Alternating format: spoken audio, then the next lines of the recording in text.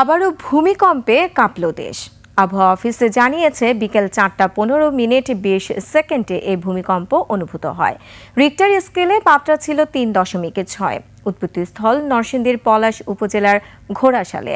এগুলো after shock, এমন কম্পন আরও হতে পারে। আরিফিন শাওনের রিপোর্ট।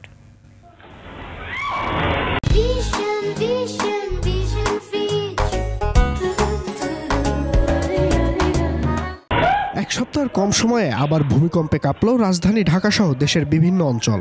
এবারের ভূমিকম্পের উৎপত্তি স্থল ছিল নরসিংদী। আবহাওয়াবিদরা বলছে এটা মাঝারি মাত্রার ভূমিকম্প, আতঙ্কিত হওয়ার কিছু নাই।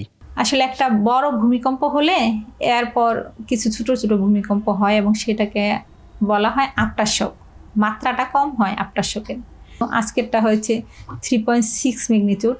তো এই মাত্রার ভূমিকম্পের আফটার শক মানে এক সপ্তাহ তো হয়ে গেছে, এক সপ্তাহ 15 দিন এরকম থাকতে পারে।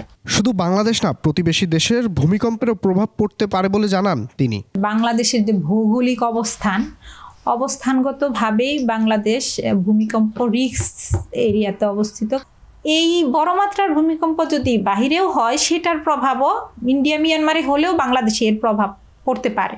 এর আগে 21 নভেম্বর শুক্রবার ভূমিকম্পে কাঁপে দেশের অধিকাংশ অঞ্চল। ওই ভূমিকম্পে 10 জন নিহত হয়, আহত হয় 600-ও বেশি। আরিফিন শাওন, 21 টেলিভিশন, ঢাকা।